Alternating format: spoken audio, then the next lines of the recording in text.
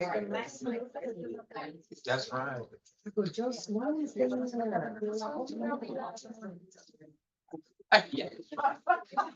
That's right. There are a lot of people. There's only one online right now. So thanks.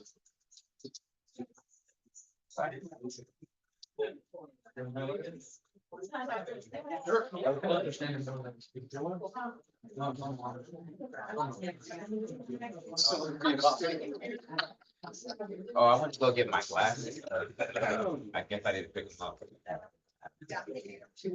Mhm. Let me go. Let me go grab them real quick. I'll be a warm-up act for you, Joe. Hey, good morning, everybody. How are we doing? I see some fresh faces in here that we haven't seen before. Either that means we have new agents with us, or there's some sort of a takeover happening.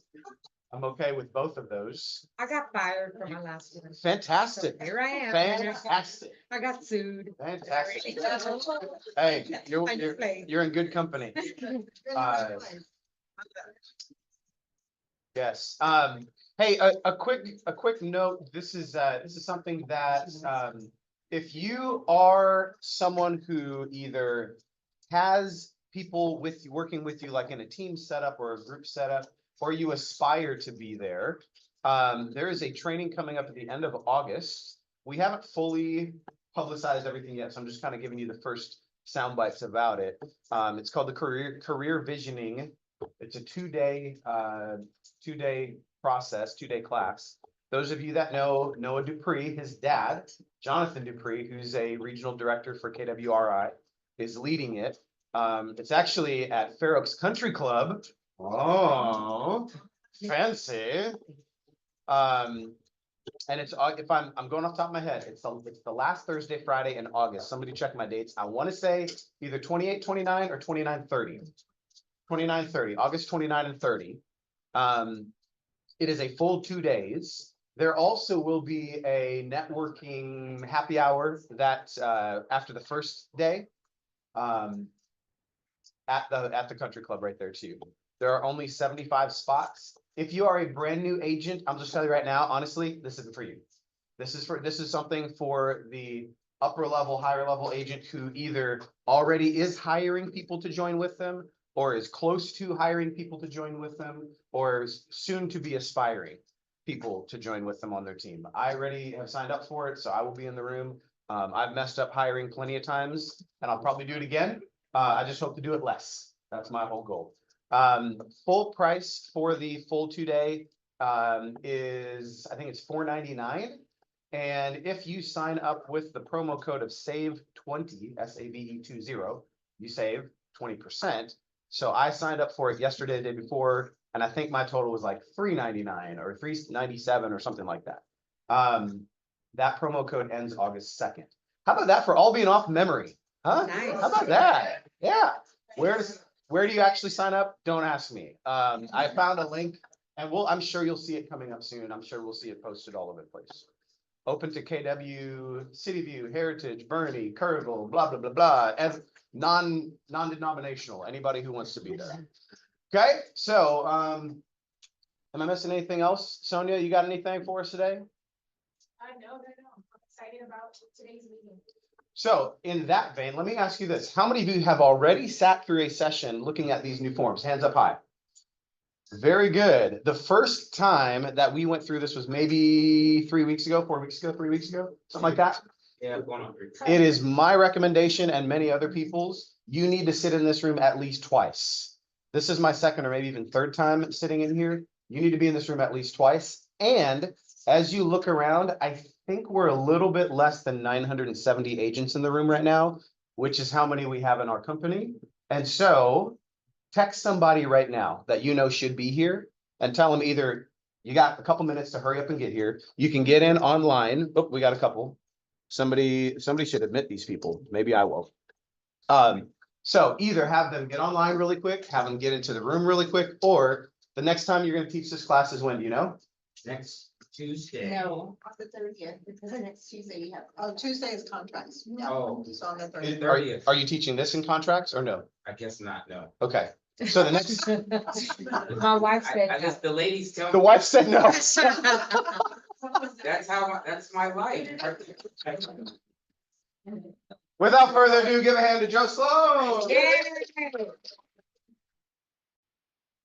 Thank you. My boss is up here. She's getting me straight. I was gonna say second smartest person in the room, and I Thank only you. say that because his wife is here. Thank you, thank you. Does everybody have a packet? If you do not, please raise your hand.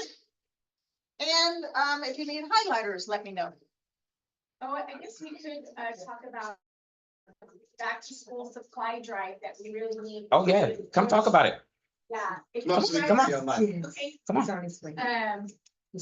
so when is this due? Well, we're collecting backpacks, folders, crayons, markers, pencils, papers, spirals, all the good things for the kids that cannot afford to get it themselves. So, and honestly, who cannot afford, next time you go to HEB, to get $10 worth of school supplies and bring them in? So I'm challenging everybody to do that, at least something. Okay? Yeah, sharing and caring, we can write a check to sharing and caring, that's a great question. It's not a sharing and caring fundraiser, it is, the broker who's doing this, 4,000. Okay, well, I know there's a way we can do it, yes. We can make it happen, because that's also very helpful. If you can't get out there and do it, we can order on HEB app, right? That's what I was gonna say, Amazon, HEB, they can deliver it. Oh, yeah, Amazon. Yeah, and deliver it to the office, that would be awesome. That's a good idea. I don't know. why It ends July 31st. Okay, thank you. It ends July 31st, which is right around the corner, guys. Everyone can afford $10 or $20 worth of school supplies. Please bring them in. There's a box at the front. That's pretty much. That was it? That's it. Oh, okay. That was a good announcement. That what we needed to do. And it's posted right there, guys. It's posted around the office. Yeah. Yeah. All right, let's get started. My energy level today is not where it needs to be, guys. I'll help you. Thank you. I think y'all wore me out the last 2 Yeah. days. All right. So how's everybody doing? Thank you. Excellent, excellent. So I'm not going to show the video today. I'm going to just roll into it. Those of you that this is your first time coming into the class, there is a 36 or 37-minute video that we've been showing prior to going over this. That's given by the attorneys with Texas Realtors. But what I'm going to do is I'm going to get with Janelle today, and we're going to put a link to that video on our Like a KWCB page. Okay, so that way it's available and anybody can go, because right now you have to go find it, and I actually have it in an email because it was sent to me. But I wanted to make it accessible because I want you guys to be able to refer to that video if you have any questions about this after class. Okay. With that being said, everybody got a packet? All right, so we're going to start off with this first amendment. This is the amendment to the representation agreement. All right, so this came out on June the 25th. The form number is TXR 2701. Now, if you currently have a buyer under buyer's representation, and that buyer's representation was signed before June 25th, or you have a listing agreement, you have a listing that's active, not under contract, and that listing was taken before June 25th, you need to do an amendment, this for each one of your buyers, reps, and your listing agreements. Okay? What this amendment is doing, it's amending your agreements that you executed before the 25th, it brings them up to what the current standard is today. So let's look at that. Sorry. Oh, I'm just trying to jump in when I can. Okay. Allow people in. okay. So if you look at this, it says this amendment modifies the Texas Realtors Real Estate Representation Agreements to comply with certain National Association of Realtor multiple listing service policies. So this is bringing our current buyer's rep and listing agreements to what the new NAR standard is. So looking at this, we have on or about the date the client and the broker entered into the Texas Realtor representation. So that would be the date that you signed that previous buyer's rep and listing agreement. Effective today, or the date that you give this to your client, you, for all representation agreements, we're putting this is now in all of our agreements. The broker's compensation for the sharing of compensation between brokers is not set by law. You're gonna see that everywhere. As we go through these forms, you're gonna see that constantly. Okay, so that is amending, paragraph A is amending all of our representation agreements. Paragraph B, this is what you're gonna use if you're amending your listing agreement. Okay? So what you're doing, what we're telling the seller is, listen, paragraph 8A of that listing agreement includes payment of compensation to the other broker working with a buyer or a tenant. Because remember, that listing agreement that you're amending, in that listing agreement, in paragraph 5 is the total commission that the seller is going to pay the listing broker, correct? And then in paragraph 8A, we said out of that total commission in paragraph 5, if it's an MLS co-op broker, you're going to pay them X. And if it's a non-MLS co-op broker, you're going to pay them X. Everybody in agreement? Well, with the new listing agreement, we are now deleting paragraph 8F. Because in the new listing agreement, the one that came out June 25th, the commissions are all in one paragraph now. And we'll see that as we go in here in a second. We're deleting 8B from the listing, from the current listing agreement, from the previous ones. Because there is no more, remember when the commissions come out of the MLS on the 17th of August, there is no more MLS broker, non-MLS broker. It's just a broker, period. Basically, if you have listing with the seller and you have a buyer, because you're helping them buy, you're gonna get one form or you're gonna get two forms. You fill out. both Two, sections. because one is for the buyer and one is for the seller. So if we representing them in two different fashions, we're gonna have to have two forms. Two forms. Yeah, one to attach to the listing agreement and one to attach to the buyer's representation. No, it needs to be separate. Yeah, because we represent them in two different ways. Yes. All right, so any question about that? And this will make more sense when we look at the new listing agreement.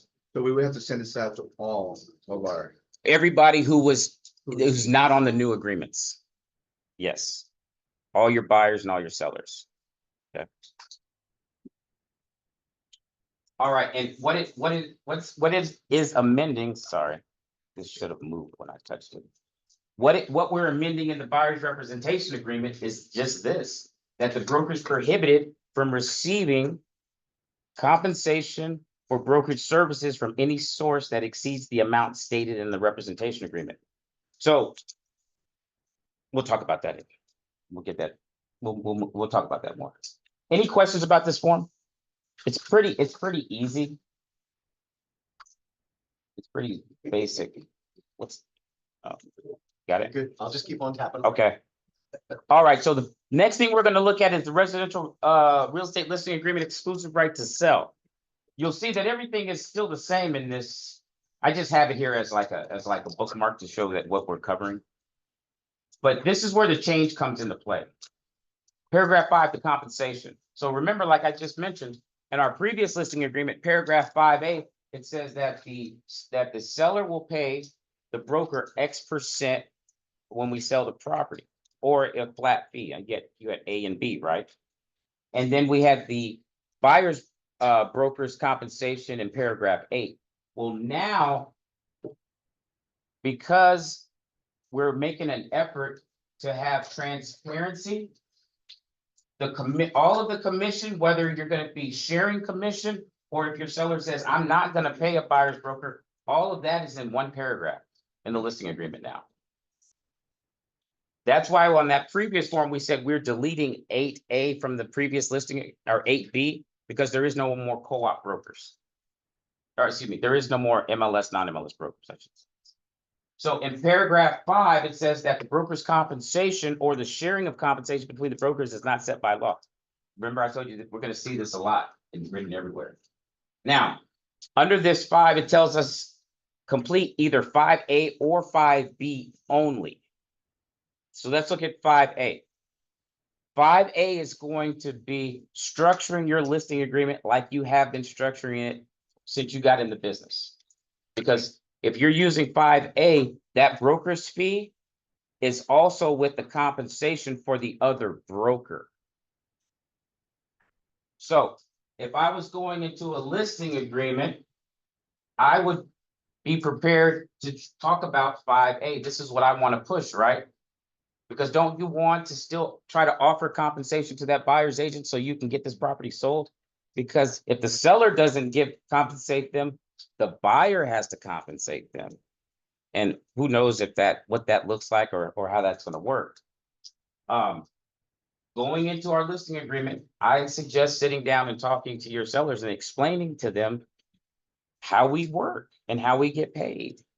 And that part of our job, what we're used to doing is offering some type of compensation to the co-op broker to bring us a ready, willing, and able buyer. That hasn't changed. The only thing that's changed is the conversation we're having now. So if I was going into my listing, I would sit down with Troy was my seller. I would say, hey, Troy, there's 2 options here. You can either pay a commission to Keller Williams City View and allow us to share part of that commission with the buyer's agent, or you can choose not to offer a buyer's agent or a buyer's broker a compensation at all and only pay us, and then leave the buyer's broker responsible for paying their own, the buyer responsible for paying their own agent. All right. So it's all here. You're gonna have to explain both of them. But we want to try to get some type of compensation out of this. So I would. I have a question. Yes. Sitting down and explaining this to the sellers. And especially if it's a seller that you don't know. And that seller says, well, I'm not gonna put that condition, but then can we, as the agent, the listing agent, say, you know what?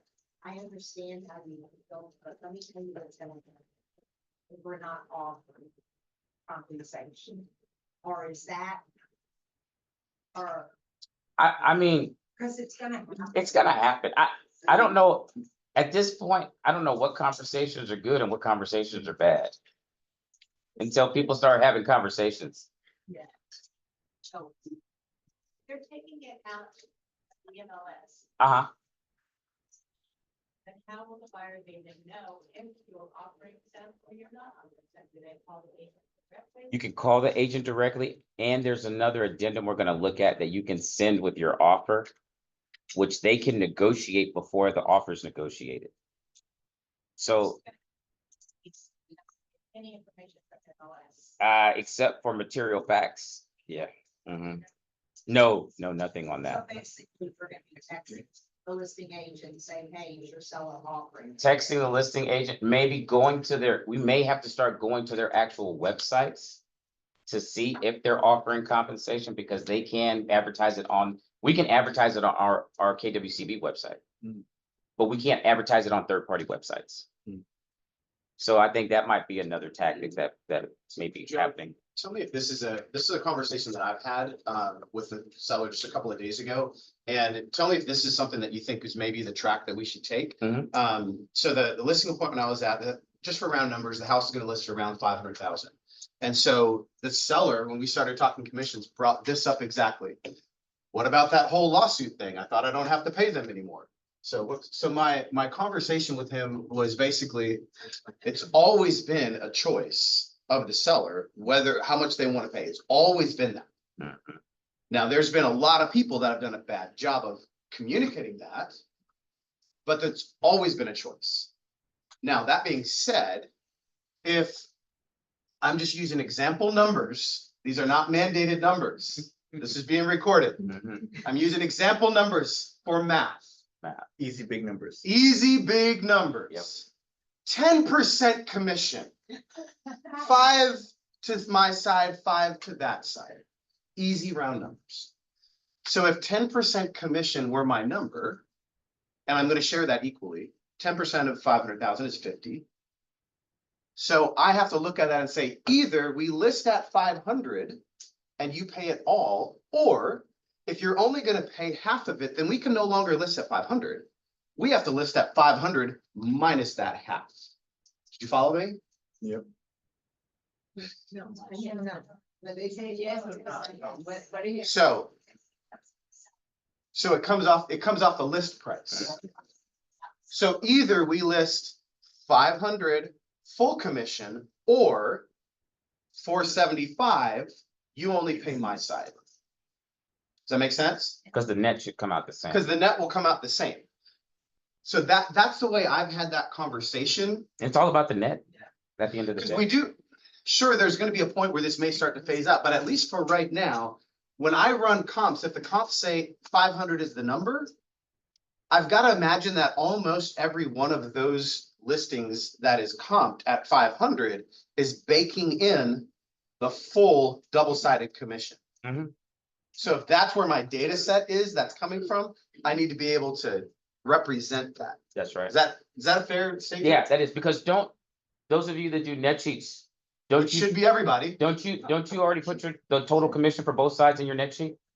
So, and then when you were going, like, say you went to a listing, just go back last month in June. If you went to a listing appointment, did you already have the commissions filled in on your listing agreement when you got there? No, some of us did. I know I used to.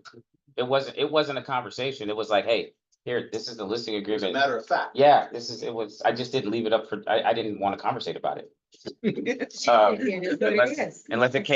Unless they brought it up.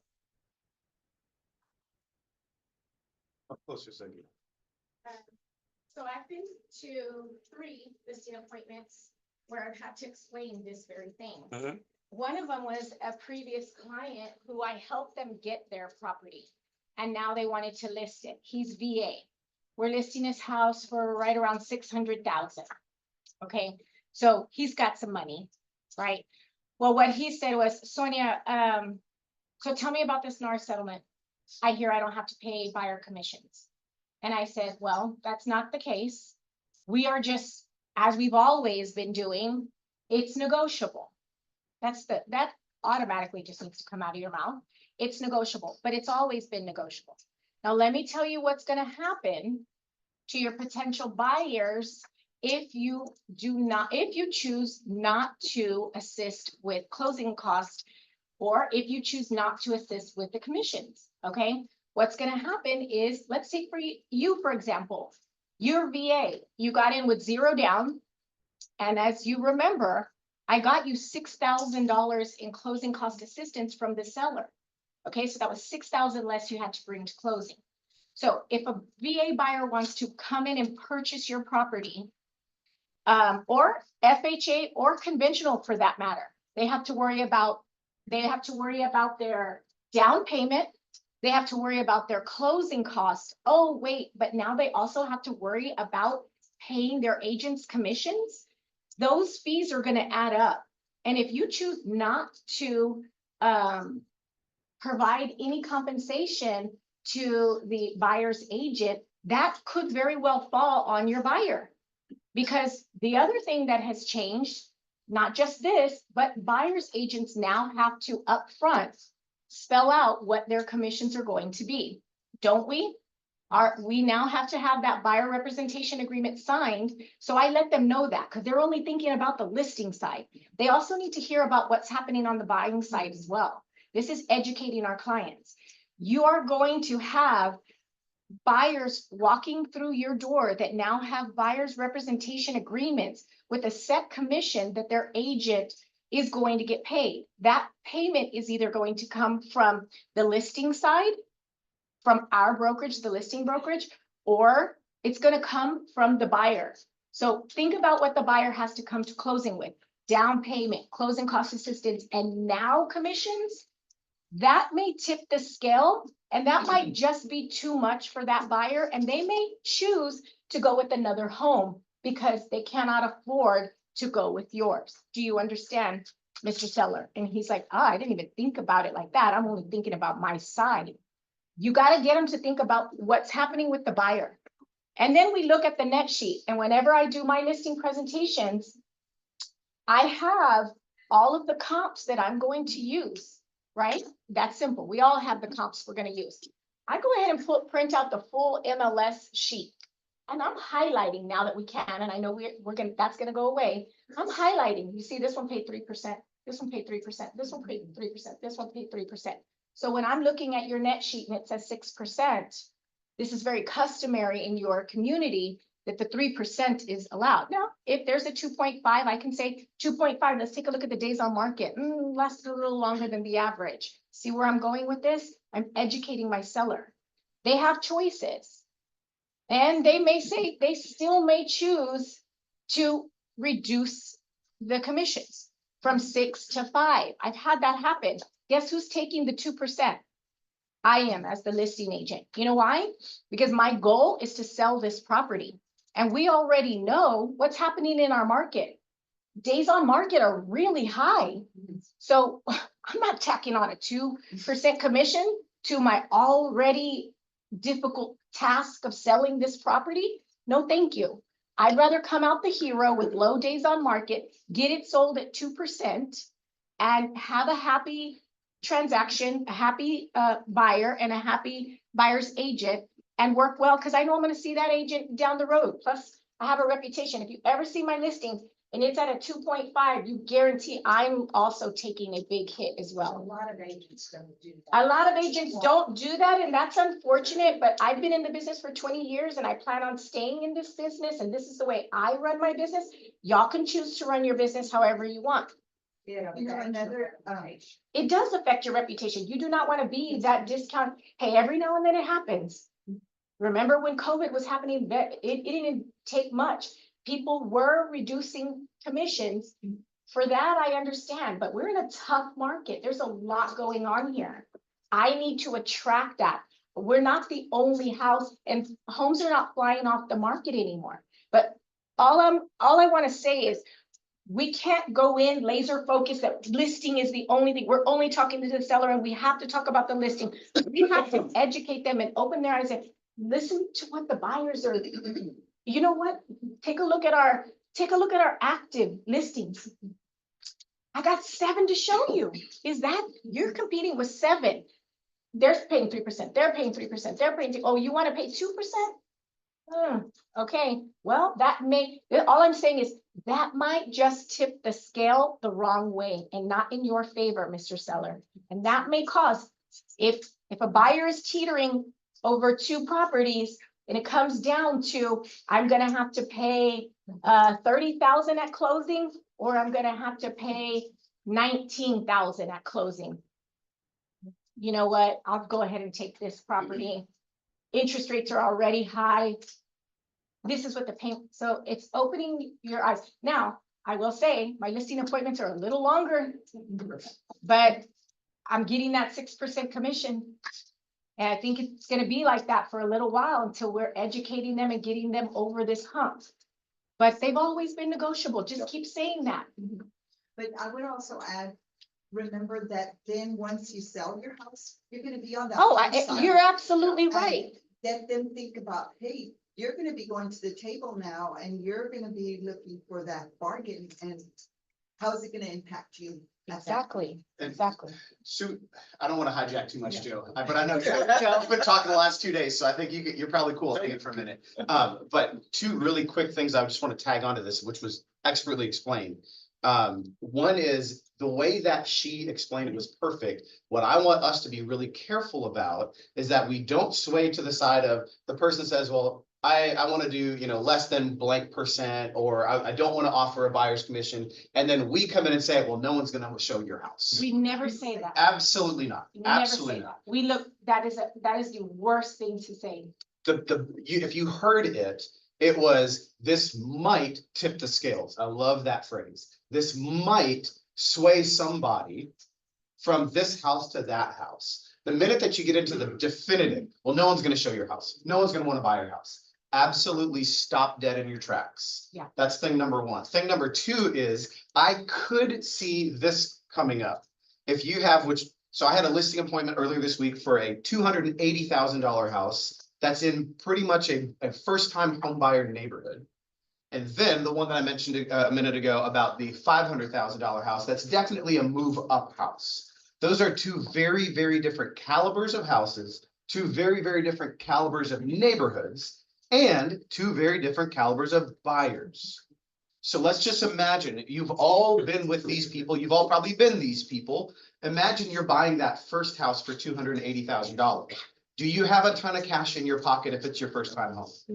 You likely do not. Okay, now you're selling the 280, you're getting 100 grand of equity, and now you're moving up to the 500. You have much more cash in your pocket, generally speaking. So on the lower priced house, I'm gonna really, really question that seller if they're saying, I don't want to pay anybody else. I'm gonna really question them and go, okay, let's think through who that potential buyer is and what their situation might look like. Think back to when you bought it. This is much easier, in my opinion, for our average price point and lower. This is an easier conversation because it is matter of fact that we are a military town and VA gets 0 down. Okay, so you start tacking on too much to that VA's closing and he can't do it, she can't do it. Oh, or they don't want to, they know they don't have to. There's so much more to choose from. So it is a really good conversation to have. I have had it go the other way. I have had a client who's in a distressed situation. He's actually selling 2 properties because of his situation. And he just refused. He's like, Sonia, if I gotta take a hit, so does the agent. This is where the variable rate is coming in. I don't know if I should even say it. It's confusing. That's not. Stop the recording. Yeah. I mean, I don't really want to go down that. You can, if you want to talk about it, you can, because it's up there. I mean, It's up there Go ahead, and go ahead. we're already. and I think dealing it's with- happening. I think It's it's starting to happening. happen. So go ahead. Okay, so I convinced him because he was absolutely no. I, Sonia, I'm going to, if I have to reduce my price, and actually this is what I already had the listing, but now I need to talk to him about reducing his price. Well, also, we were already talking about the commissions, and so I said, all right, we're gonna put everything on the new forms. And so I said, how about this? If we can get the reduced price, okay, if we can get that price, then you're gonna pay the 3% commission. Because we're already offering $10,000 for concessions. And we have to use the form. Joe's gonna explain the form. When you want to upfront offer those closing cost commissions, or sorry, concessions, then you have to have a form that we're going to go over. So he's already doing that. I convinced him to do that. So he said, if I have to do that and I have to reduce my price, I better get exactly what I'm asking, Sonia, if I'm gonna get this 10,000, or that agent's gonna take a hit. So I had to say, where we're putting on our offer instructions, 3% commission to the buyer's agent if the price is, if it is a full price offer. If it goes below the dollar amount, the commissions drop to 2.5%. And I put in agent remarks, read the offer instruction, read, so that's an example of a variable rate. That is. Yeah. That is exactly. And we could not do, this is the kicker. Mhm. I had to call MLS to say, how do I do this? Because you remember that whatever's on MLS commission wise is what goes in the contract. But these forms are out, so we're really like in limbo. And they could not answer me. They don't know. They said, let me talk to my supervisor. That is the first time anyone has asked me this question. Let me call you back. And so the supervisor calls me back and says, okay, you're gonna go ahead and leave it at 3%, put all your remarks, just like I mentioned, and then specify that it is a 2 point, but there cannot be an if. Yeah, you can't make, you cannot make contingent, you cannot make commission contingent on the sale price. Right, so then I had to, that's right, so forget what I just said just a second ago. I had to say, if the price drops below dollar amount, the commissions are 2.5. There's no if. If I get full price, then you get it. No, I couldn't do that. That's what I thought I could do, and I couldn't do that. It had to be specified. If the price drops below 480, it's 2.5% commission. So the if applies to an exception to what's written in the percentage. Well, so yes, the if has to be, there's no if. I know I just said if. And she said if too. It's hard not to say if. So when the price drops below 480, the commissions will be 2.5%.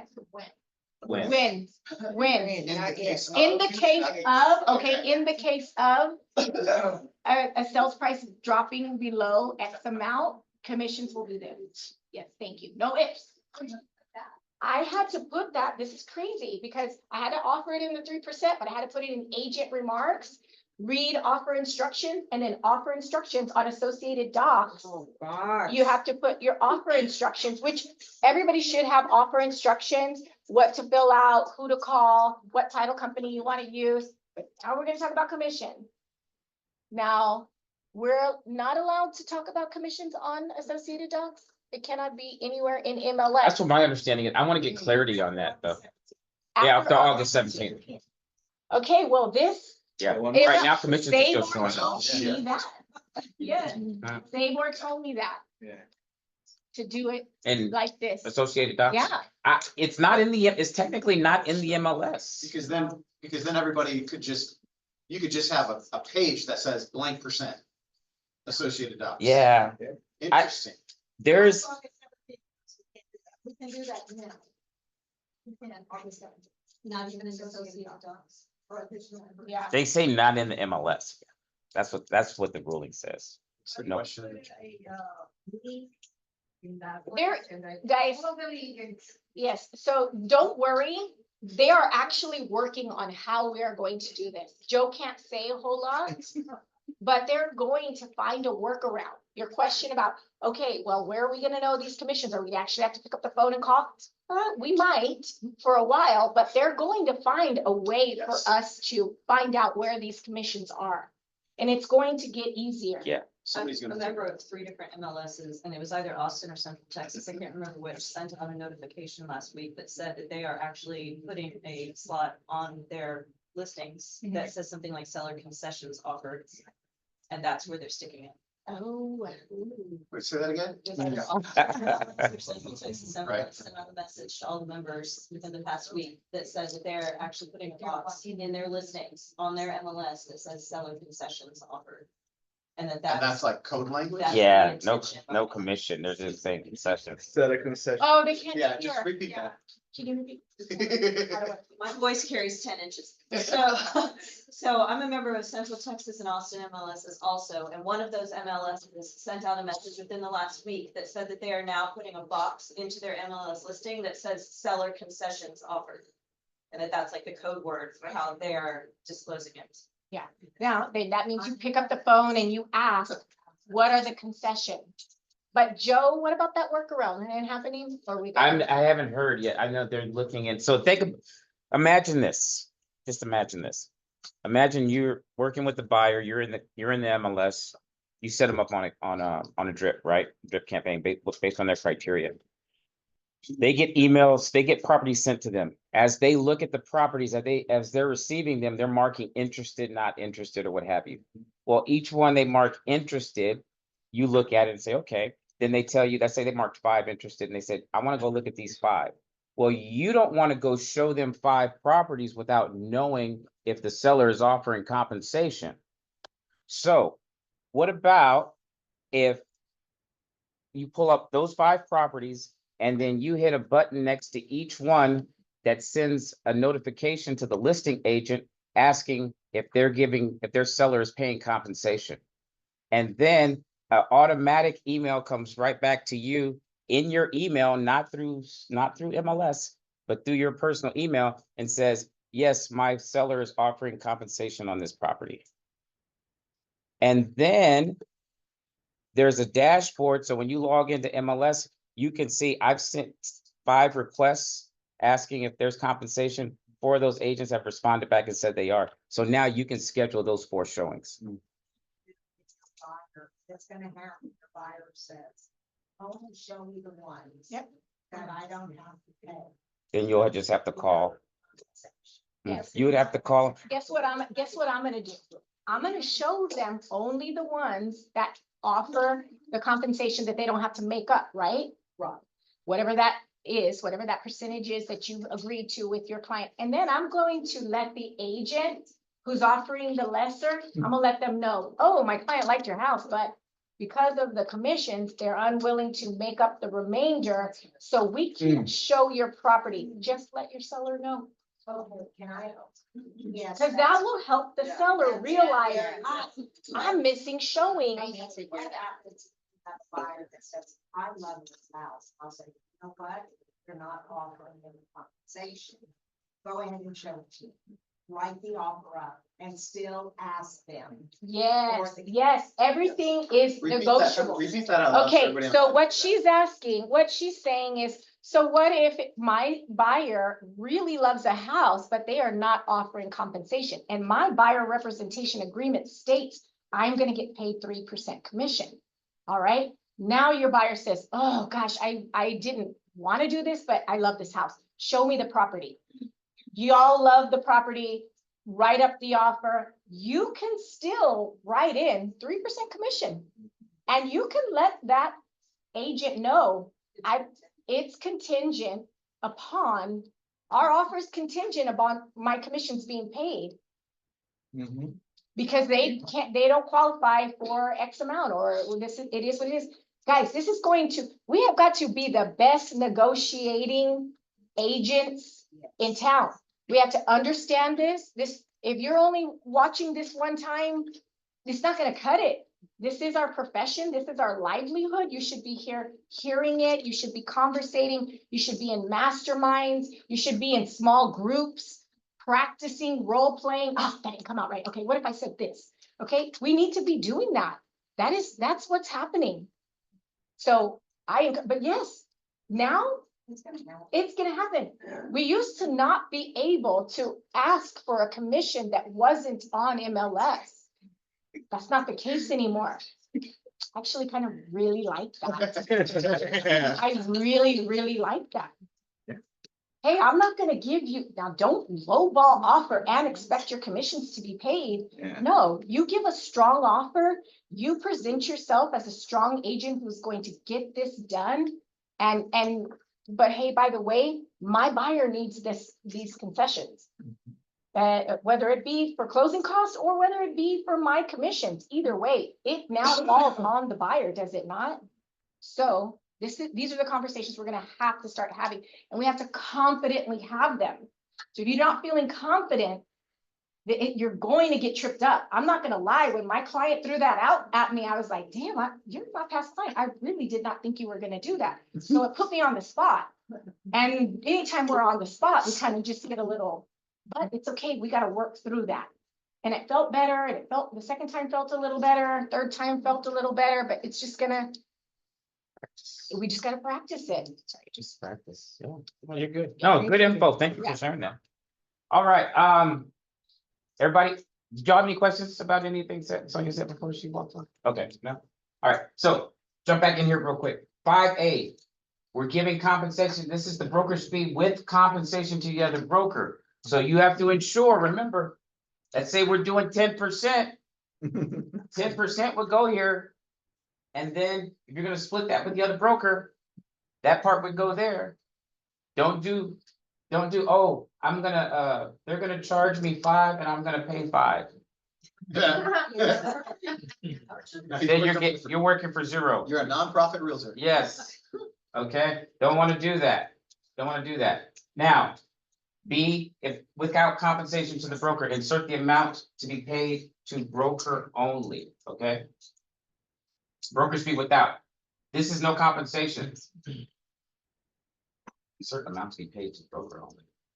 Oh, when earned and payable. So if your seller says, listen, I'm not giving compensations to the other broker, then we just put 0 there. And Joe, I think something to really, that the first time I saw this to really pound into my brain is number one, and when these forms were rewritten, it became very obvious what needs to be important, because they put these excuse my language, big ass boxes and bold print everywhere. Mhm. And all of a sudden, like there's boxes in bold all over these forms. So make sure you understand it is A or B. It's right there in bold. It is never the two Well- together. It is A or B. Mhm. A or B. And they also added this, seller paying buyer's expenses. In addition to paying the above broker fees, the seller may be asked by a buyer to contribute an amount towards the buyer's expenses, such as buyer's broker's fees or other expenses payable by buyer under the sale contract, okay? So they're adding a lot more transparency. We got to show where all the money's going now. Who's getting it and how much they're getting. Yes, 5B, yes. Without compensation, why even have percentage there? That's a good question. It's without compensation To the other broker. broker. So you're only paying me, so the percentage that you're paying me, but we're not giving any away. Yes, But yes. the differentiation is that when you're talking about like the broker that's being represented in the contract, so like if this is a listing agreement and your personal broker, it's capitalized. And then when Yes, they're talking about the buyer's agent's broker, it is not capitalized. it's not capitalized. That's a good catch. Yes. Absolutely. Everybody got that? Everywhere. Everywhere. If you see a capital, Mm-hmm. that means it's the listing broker. See? You. Right here? If it's a lowercase b, they're talking about the other broker. Oh. See that? With a bigger The B. broker, amount for broker and other broker. That's why she's a school teacher. That's why she's an educator. She just educated me. I went to public school. That's That's the problem. that's the problem. I couldn't afford private. My parents couldn't afford private school. All right, let's look at the amendment to the listing. The amendment to the listing, okay? Now, this is the only, let's say you have a previous listing agreement, you've had a listing for the last 4 months, right? And say you need to do an amendment to that listing now. This is the amendment that you are going to find. This amendment also covers the new changes.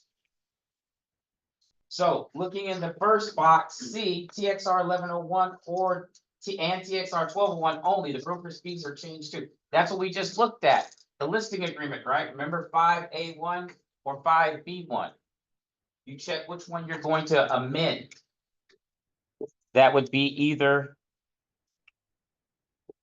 the amount, the amount given to the, for the broker, the listing broker taking. Or 5A1 or 5B1, or if you're doing a flat fee. That's what you would, that's the box you would use on the amendment to amend that. And then in letter D, TXR 1101, 1201, and the compensation paid to the other broker in paragraph 5A2. So on the listing, if you're going to amend 5A2, that's where you would put that on your amendment. And then there's paragraph F. So any other changes to your listing agreement that are not already pre-printed on this form, you can put that under F and make those changes there, amend those changes right there. And once again, broker's compensation or the shared compensation between brokers is not set by law or fixed. It's everywhere. Any questions about the amendment to the listing? Yes, ma'am. At the beginning that if we have a current listing, we're gonna have to. No, let me ask this one. But I'm gonna change the price. Mm-hmm. So can I change it on this Yes. and also add answer C on the same one? 'Cause we're- Oh, yes. But see, oh, this is only if you are changed, because remember, your listing agreement you have now, they've signed saying they're gonna pay us and a co-op. So the only reason you would need to amend that if they say, I'm not gonna pay that amount to the co-op broker anymore. If the compensation is gonna stay the same, don't amend it. It's already agreed to. But then their current listing You have to amend it with that one form, 2701. first. the first one we went over. Mhm. What I think she's asking is, can she bypass this amendment if she's going to use, if she's gonna make a price change? It's basically the same thing. No, because, She still need both. yeah, because that first one is telling them that we're taking off. Remember, on the listing, it's telling them that we're removing 8. Yeah. We're deleting that. So everybody's listings need to have this amendment attached to. it. Yes, yes, Unless it goes under contract for August 17th. yes, Oh, it has to close before August. yes, Okay, yes. say that It's, August 17th. Right, but say the seller's not gonna do, change anything on their listing. Do you still need that? you need the first one. Everybody's got to have that one. Yeah, everybody's got to have that one. Yeah. Yeah. And what Texas Realtor is saying is be proactive and do it now just so that your compliance come the 17th. That's all. All right. So any questions about the amendment before I go past that one? Amendment to the listing? No? Okay. Good deal. All right, representation disclosure. Now, currently, let's say that Heather has a listing and I'm an unrepresented buyer, right? And I call Heather, I drive by, I see her sign, I call her number directly. She's going to tell me who she is and what else is she going to tell me? Who she represents. Yes, my name is yes, thank you for calling. Yeah, I'm Heather Elizondo and I represent the seller. Okay, we always have to disclose representation. Who does phone duty? Anybody put phone duty? On phone duty, what should you be telling those people that call? Introducing yourself, and when they ask about a property and you pull up in the MLS, you should say, oh, yes, we represent the seller. The brokerage represents the seller, not you. The brokerage does. And then you want to find out if they have representation. If they don't, then that's your green light to, okay, let me try to get this person under a buyer representation agreement. But it's very important that we disclose agency relationship. Now, right now, let's say that same scenario. I call Heather, I'm an unrepresented buyer. She tells me, yes, I represent the seller. I tell her, I would really like to look at your house. She's going to ask me, oh, do you have an agent? Are you currently working with an agent? I'll say no. She can say, okay, I can show it to you. All right. Well, she shows it to me. And then I say, you know what? I think I want to write an offer. And she tells me that she cannot represent me, correct? Because she already represents the seller, but she can find someone else to represent me if I'd like. That's not verbatim, but that's the conversation she's gonna have. I'm gonna say, no, I'm good. I've done this before. I don't need representation. All right. So what would she do next once I wrote my offer? What would she attach to that offer? Not an intermediary, because I'm a customer. Representation clarification. Have y'all seen that form? That memo we have? It basically says that, hey, Keller Williams City View does not represent the buyer. We represent the seller, and we've given the buyer IABS and we've asked them if they want representation. All right, we normally sign that and put it in our file. Well, Texas Realtors has come out with a representation disclosure, which I am a lot more comfortable with than our memo because it actually covers the License Act in here. And it says that the Texas law requires that a real estate license holder who represents a party in a proposed real estate transaction to disclose orally or in writing that representation at the license holder's first contact with either another party to the transaction or another license holder who represents another party to the transaction. All right. And then at that point, Heather would type this out. She would write, the broker represents the following party. She would check there and write this and under seller landlord. And then it would be printed and signed. Okay. And we would give that to that unrepresented buyer. So we are going to start using this over that memo just because it has more clarification on it. All right. I actually did just have situation like this in an investment property that was unlisted. And the buyer came to me, as with a lot of investments, and said, I don't need my 3% of the commission. You can have it if you'll do this for me. And so my first line of defense and everything was to have them sign this representation disclosure. Sure enough, they had to push off the closing date, and I told them my client does not want to push off the closing date, and they said, it seems to me like you favor them over me. And I said, I absolutely 100% do. I have a listing agreement with this individual, and you signed a disclosure that said I do not represent you. So therefore, I am acting on their behalf. And he tried to get fussy with me, but once I pulled up the document and sent it to him again, and he saw that he had signed off that I don't represent him, then he kind of backed down. So that's why it's so important to have, okay? That's why. Now, the reason why,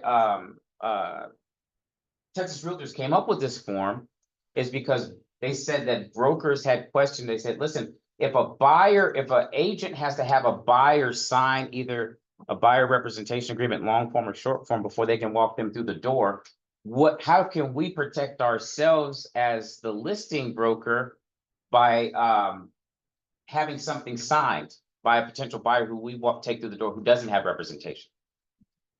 So they came up with this form. But then they also said that if you're the listing broker and you have a signed listing agreement, you don't really have to worry about having this on an unrepresented buyer. But I'd much rather have it. I'd much rather have it, okay? Because they're saying, because you have the listing agreement, you don't have to get anything signed by the buyer because your compensation is already in the listing agreement. But I still like this for clarity, okay? Keep us out of trouble. Joe, I called you a week or two ago about a transaction I had where I am representing neither party. I am working as a facilitator of the deal. I made it very, very clear. I do not represent buyer. I do not represent seller. It's a mother-daughter situation. Mother's actually buying the daughter's house. And so they said, you know, we already have the price figured out. We already have the terms figured out. We just want to make sure we're doing everything legally and clear and all that type of stuff. So in that case, I found that this form actually did not help me either. And it became, from my understanding, there's not really a great form that can specifically state that, other than us having to kind of cross some stuff out and add in our own notes of, I represent neither party. Yes. Oh, and the other thing so thanks for bringing that up, Troy. This happened to us too, about a year ago. We got caught up in a situation where an unrepresented buyer made an offer on one of our listings, and the agent did everything she was supposed to. She asked him if he wanted representation. She gave him information about brokerage services and everything she did right. During the executory period, between the time the contract was executed and closing, he came back and said he wanted representation. And he told her he wanted representation, and she came to me and I said, well, it's too late. And I wrote him a nice email. I said, hey, listen, it's too late for me to give you representation at this point because we're already in the middle of the transaction. And then I went through the file and I noticed that when she gave him the information about brokerage services, at the top of it, they typed, broker represents seller only, buyer has no representation. And then on the ratification page of the contract, she put all her stuff on the listing side, and on the buyer side, she put no representation. So when he told me he wanted representation, I brought these forms brought them back up to him. I said, well, you know, looking at your file, you signed the information about brokerage services that said that you didn't have representation. And then you signed a contract that said you didn't have representation. So you knew from the beginning you never had representation. And legally, I can't give it to you after the fact. And he filed a trek complaint. So anyway, On you. he filed a trek complaint on us. And I sent all my paperwork in, and then a couple weeks later, they said, dear Mr. So-and-so, there's nothing we can do. We didn't find any wrongdoing by the brokerage. We had all our paperwork together, right? So that's why it's so important to come to these classes so you can hear these horror stories, because you don't want to be on that other side of that trek complaint. All right. We become very close when you get a trek complaint. And I don't know if you want to become close with me. All right. Any questions about this? No? Pretty self-explanatory, right? All right, so now we're gonna get into some sticky stuff. All right, so this is the residential buyer tenant representation agreement. You notice that they added long form at the end. Okay, and we'll explain why they added long form at the end here in a second. But this all is the same. Now, what has changed is paragraph 7. Boxes and bowls. Boxes and bold. The broker compensation, okay? See that first line under there? That looks familiar, doesn't it?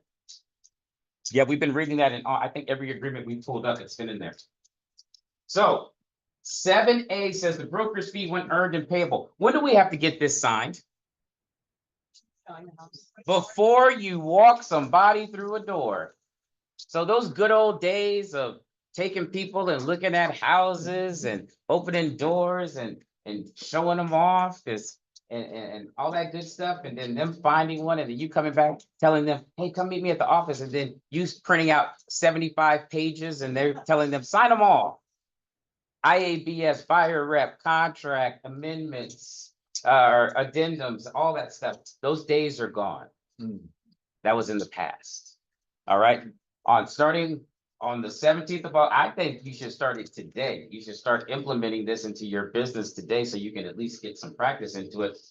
But come August 17th, you will not be able to open a door for someone without having a signed buyer's representation agreement. Would that also apply to new builds, new constructions? I would say yes. New construction, he asked about new construction, because new construction can turn into pre-owned real quick.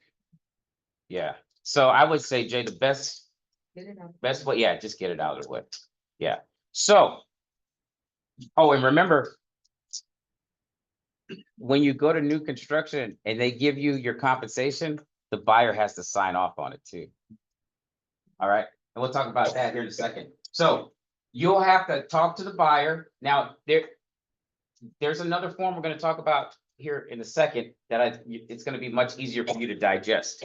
But this is just, I'm just telling you what the rule is. So we have to have this. It also says that the source of compensation, this has not changed. This has been in the listing agreements, or in the buyer's representation agreements, I should say. It's always said the broker will seek to obtain payment of the fees specified in paragraph 7A. First, from the seller, landlord, or their agents. Now, if such person refuses or fails to pay the broker the amount specified, the client will pay the broker the amount specified, less any amount the broker receives from such other persons. So this is going back to what Kathy said. So we have to have this signed, right? And if the buyer says, well, I'm not going to pay your compensation, if the seller doesn't want to pay it, then that's when we have to say, all right, well, listen, I'm going to find out if I'm going to get compensated before I even take you to this property.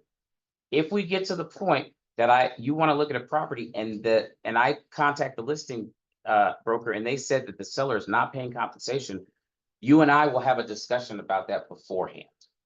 Okay, so it's just being transparent. Yes, ma'am. On a VA, seller concessions are not allowed to be used to pay any commissions at closing. Hasn't that been changed? It wasn't when I closed one 4 days ago. They I had think it's in to. the process. I thought they were they were trying to amend their underwriting guidelines to allow for that. It was That's just what I a had few read. days ago, so. Okay. It may have been. Let me look, because I had read that they were gonna switch that rule, but that's good to know. Okay, yeah, that's good to know. Because we were under the impression that they were amending that. What was the question? Maybe. That on a VA buyer, that the seller concessions cannot be used towards commissions. Okay. Yeah, all right, now, the other thing in the buyers, this is the buyer's rep, right? Yeah. Okay, long form. Going down here. Notice regarding bonuses and other compensation. So have you ever been working with a buyer and you take them to new construction, new home sales, and you go in and you sit down, you talk to the sales rep, and the sales rep says, yeah, we're paying X%, and you're like, well, good, that's the amount that I have in my buyer's rep agreement, so they're gonna cover the compensation. Oh, and by the way, there's a $5,000 bonus on top of it. And then normally you would say, all right, good for me, and you wouldn't say anything, right? You just sit there. And then you're like, okay, let's just get through this, and then, and hopefully they didn't, hopefully, yeah, squirrel, hopefully they're not listening, and we're just gonna keep going on. Those days are gone. Now, when you are in that, when you are sitting there and they tell you, you're gonna get X amount commission plus a bonus, you get to go and do an amendment to your buyer tenant representation agreement, notifying your buyer that you are not only getting your commission, but you're also getting a $5,000 bonus.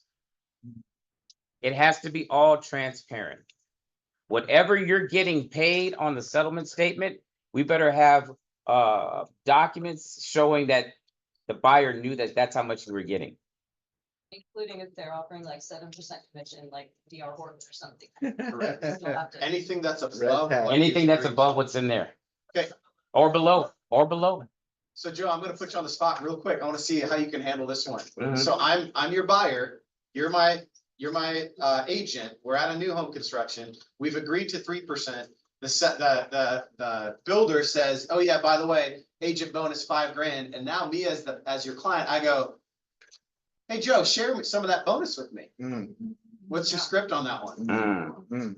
Well, how does that look? What would you like me to share? How much are you, what are you looking for me to do? Why'd you have to do so good right off the bat? Yeah, I just want to know what that looks like. I'm Yeah. coming from curiosity.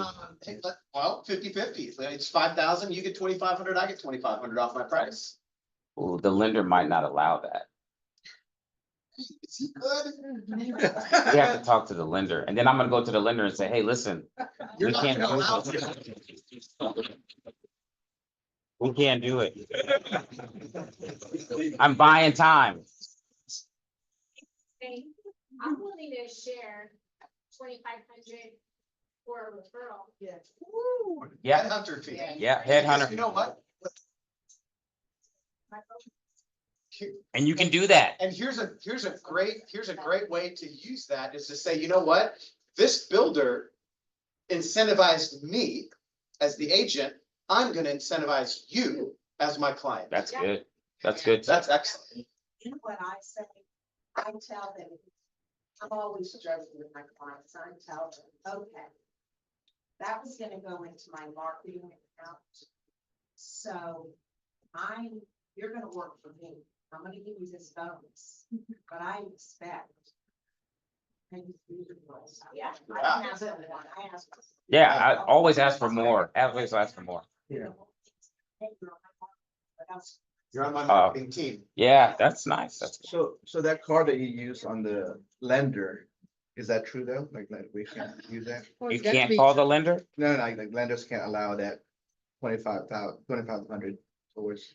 They just depending on the loan amount. Yeah, depending on what they're getting. That's one of the reasons why we talk about the difference between a bill of sale and a non-realty item addendum, right? Because if you have, let's say the buyer is getting a full furnished house, TVs, furniture, all this stuff, and we put it on a non-realty item addendum. Well, when it's on a non-realty item addendum, it is now a part of that contract. That contract goes to the lender and the underwriter.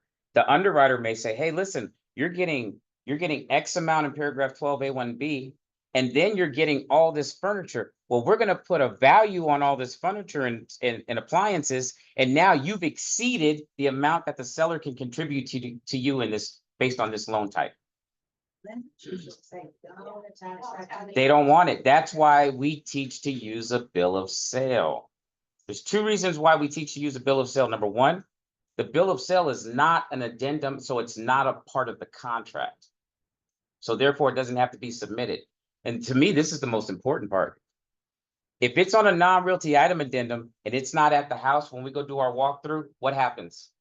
We don't close because it was contractually agreed to that it would be there and it's not there. So somebody's in breach. If it's on a bill of sale and it's not in the house, we're going to closing because this is outside of the contract. You go and take them to court and sue them for it. To me, that's a no-brainer. I would use a bill of sale 7 out of 7 days a week. Okay, because it's not a part of the contract and it's not held over our head. All right, yes, ma'am. You know how you mentioned about, I'm gonna ask the lender, which is a great answer because a lot of these builders offer closing costs. Mm-hmm. So it puts them at a certain percentage Mm. that the lender will allow. So even if you're getting a $5,000 bonus and the lender gave them 10,000 towards closing, there might not be any. Right. Left over. And then they're gonna say, well, can you just pay me outside of closing? That's illegal. You want me to lose my license? They want a new fridge, they Back want to the this. scenario with the whole bonus thing, That's- what happens if that person who said, let's split it like that? I mean, would that be close for them to make a conversation to trip? No, because you If say can, no. no. That's your compensation. It has nothing to do with the transaction. That's why in the contract, it says commissions are found in a separate document. Because even if there is a commission dispute between brokers, and I've had this happen. I've had a broker tell me, hey, we're not gonna close because we had a dispute over the commission. And I said, no. We do not stop a closing based on our fight over our money. They close and then that commission will just sit entitled till we figure this out.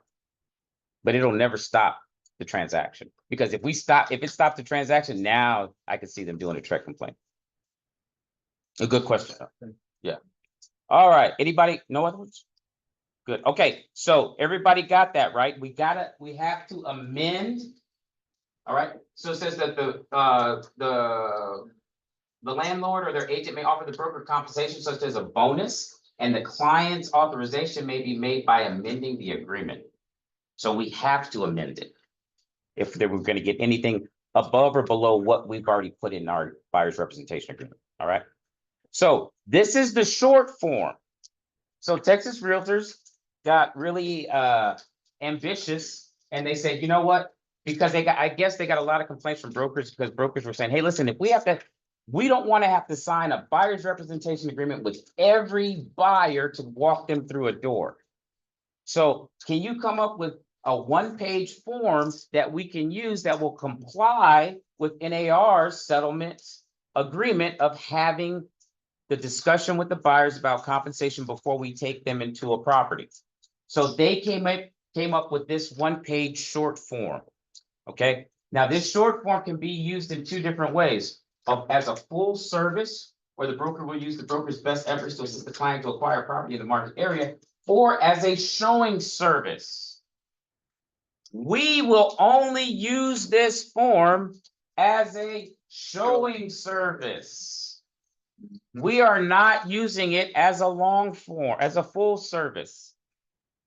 Because there is not enough information in here to protect us, like there is in the buyer's tenant representation agreement. So if you get a call, buyer wants to look at a property, you're on phone duty, they want to look at one of our listings, you have a good conversation with them, you say, yes, I don't have a problem showing you this property. You have to either get the buyer tenant representation agreement long form or the short form signed before you can take them through that door. My suggestion is you use the showing service on the short form, and here it allows for that client to pay the broker a fee due upon execution of this agreement. Now, we've had a couple of discussions in this, in other times we've had this presentation. I've always said this, how many times have you shown a property to somebody not knowing if they're gonna either can work with you, get paid? It happens all the time, right?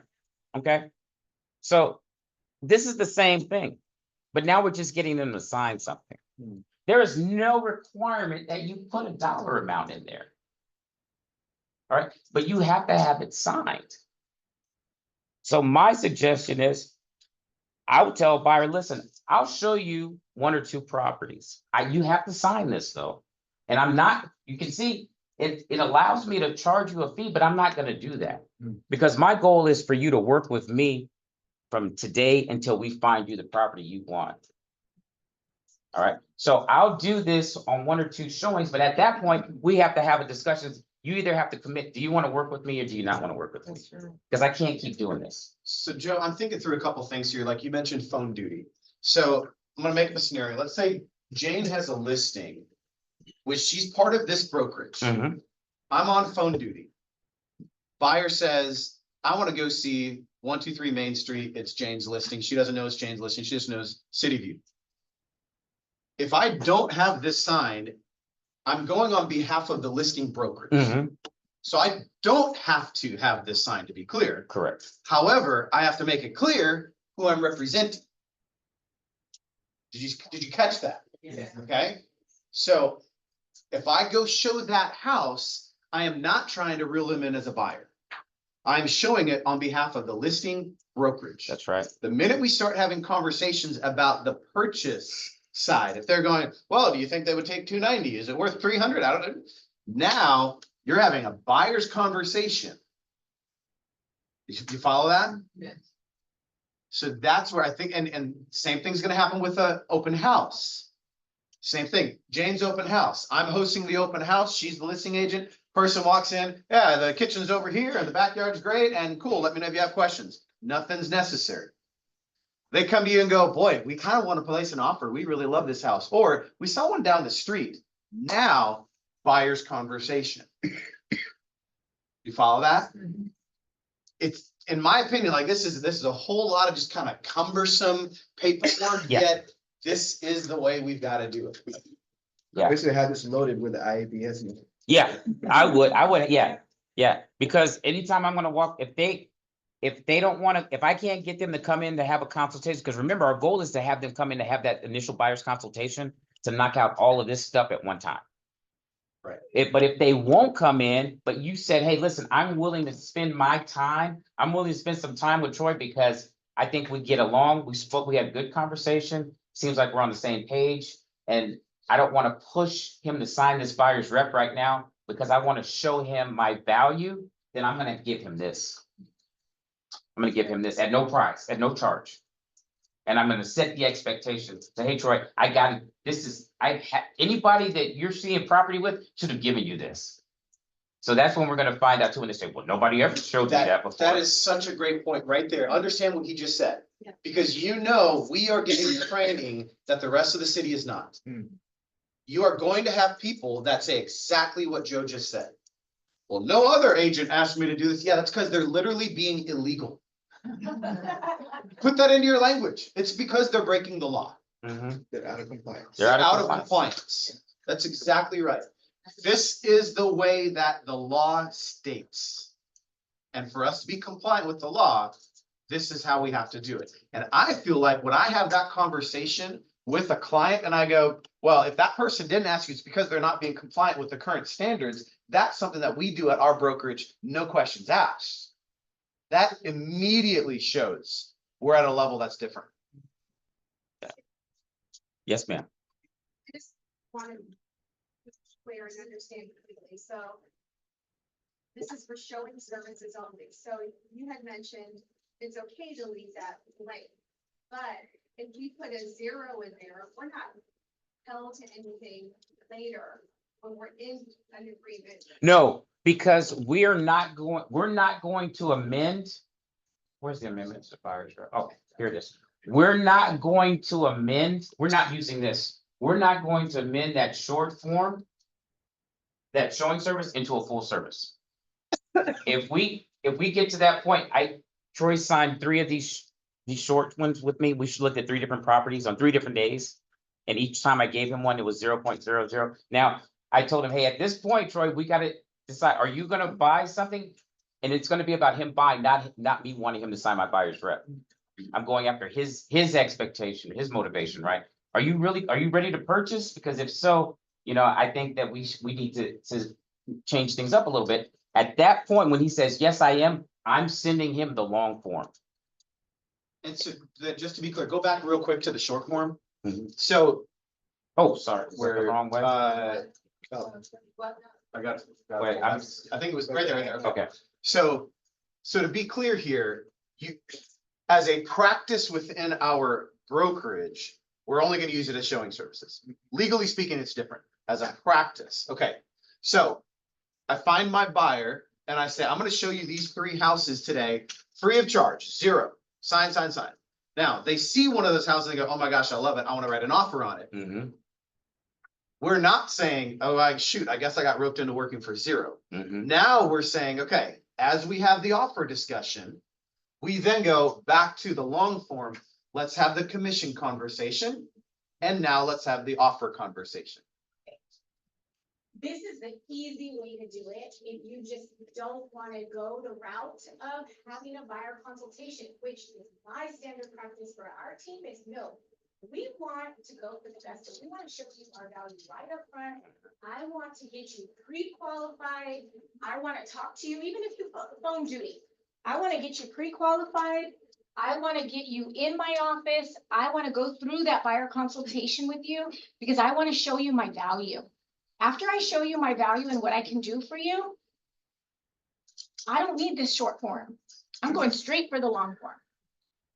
That's me. No, I don't like this. I don't want to be messing around with this. I don't like this, but it's I here. think Yeah. If you're uncomfortable, then go for this. But honestly, it's not, if someone's looking for a house, they know a little bit about it, how it works. And we shouldn't be afraid to go ahead and upfront give them that information. I always say, as soon as you sit in front of someone on my team, after we show you our value, then we bring out the buyer consultation form, okay? After we've heard your need, after we've listened to you, after we've gotten you pre-qualified, after we've created your search for you and showed you the value. And we've sat with them for, what do you say, Kristen, about 45 minutes almost. Then we bring that form out and we say, now, if you want me to work for you, this is the agreement that we have to go through. So I go through it and I explain it and then say, do you feel comfortable hiring me today? And if you do, we're going to sign this and you've put me to work. I can start working for you right away. We can start looking at the properties that you are interested in seeing. But not until you sign this, am I going to go work for you, right? Because I don't work for free. Joe, quick question. If we're dealing with, say, someone that doesn't have the pocket to pay the we zero out a month, right? You get them under contract, you talk to the agent, and they say, hey, look, there's no compensation for buyers, right? So if you have the first agreement at zero, can you go back and amend that agreement to come back and charge the buyer? Yes. Yes, I didn't see anything about a ruling about making an amendment. The question is, will they sign it? That's what it ends up being. Another thing, listen, if they can't pay your 3% commission, can they pay 2? Can they pay 1? And then you're going to use your negotiating skills when you submit that offer, and you are going to put the 3% commission in hopes that you do not up it. So it's okay to take a buyer who can't afford to take a 3% commission. How often do we show property and then we get stuck with the 2%, right? Hey, it doesn't lessen the value that we've given. We didn't say I wasn't going to work with this buyer because there's a potential that I could only get 2%. We take 2% commissions on a lot of these homes out here. We don't like it, but we've been doing it this long. So don't be afraid to say, I will at least get 2% commission because I know my client's situation. I've already gotten them pre-qualified and I've already spoken to their lender about their financial situation. And then go for the 3% at closing. We can do that, right, Joe? Mhm. We can, on the contract, we can still put 3%, even though our buyer's rep says that we are going. Yeah, well, This is just what we have to collect from the buyer, should we not get a 3% from the commission seller, from yeah, the seller. because on the ratification page of the contract, it says the listing broker will share Okay, with the other broker X amount. Yeah, but I believe that's gonna come out at some And point. also to, scroll back to the long form real fast. Oops, let me get that. If I, Bonuses or commissions are up there. Yep. Source of compensation. Look at paragraph B. Broker will seek to obtain payment of the fees specified in 7A. Remember, this is the buyer representation. Broker will seek to obtain payment in paragraph 7A first from who? Seller, landlord, or their agents. Bold print. If such persons refuse or fail to pay, client will pay the broker the amount specified. So that's something in our buyer consultations. Okay, Mr. or Miss Buyer, here's my X%. Yet notice, we are going to seek to obtain payment first from And also, we're gonna know before you walk in that house where it's coming from so that we can factor that into the price. Mhm. Well, and let me add to that. I know we talked about not showing properties you're not gonna get paid on. If that is going to, if that's a conversation, which I think that is a conversation that needs to be had. If you have that conversation and you're in your client and you are in agreement, I want you to annotate that in the buyer's representation agreement. In special provisions. Okay, we asked, I went to Aaron, Aaron, if you want to come up. Oh, here he is. So we were asking, remember, we were having the discussion about VA. And whether or not, Closing costs closing cost assistance and can be used the, for the commission. right, closing cost assistance can be used towards commissions. They were gonna separate it. It can, so, hi, I'm Aaron, by the way, you American Funding, so. Right now, I guess the way the VA is typically the last to make the shift. Fannie Mae, Freddie Mac is already done with the commission piece. You can, as long as you can go up to 4% on VA loans, so like if, for example, let's assume that you have a buyer. And you wanna start at a sales price of 300. And then you negotiate with the seller and say, hey, look, I still need to get my commission. And then you negotiate a higher sales price, assuming that it appraises, then you shouldn't have a problem. What I found out with the VA is that August 10th is when they're gonna have their announcement, when there's a temporary availability for everyone to be able to get their commission until they figure it all out and then they put it in. That's kind of how the VA works. It's not okay, let's just follow suit. It just goes through a whole process. It's just the way they do things, but. Aaron, so what I heard was that they were going to separate them out so that when an appraiser goes to appraise a VA property, they can see that, because they always want to see our contracts. They want to see how much concessions were being given. Yeah. So they were gonna separate out, okay, the concessions were $10,000, but 5 of that went to brokers, fees, or 5,000 went to whatever the case may be, that they were gonna separate it so that the appraiser could use that and take that into consideration if it exceeds the allotted 4%. Is that More what? than likely, that's probably what's Yeah. gonna happen. I really think that between now and the 10th, there's probably gonna be some concessions allowed to be able to make this all work. I mean, it's PCS season, so there's gonna be a lot of VAs. I just closed one last week. I didn't have any issues, but then again, the seller was willing to pay. So I think you'll have those one-offs, but as long as you can talk to someone like us, we can help you navigate through the waters. The hard part is just the appraisal piece of it. Well, this is what we're talking about, guys, is what, if we have to get paid our commissions, but we're at the top of the value. If we rolled our commissions in to get the commissions back from the seller, so we're 5,000 over what it appears market value should be for this home, and a VA buyer is going to purchase it, the VA appraiser is going to see, we rolled it in. You can see right here that the concessions were being paid. That's why they rolled it in. And they're going to give grace to that.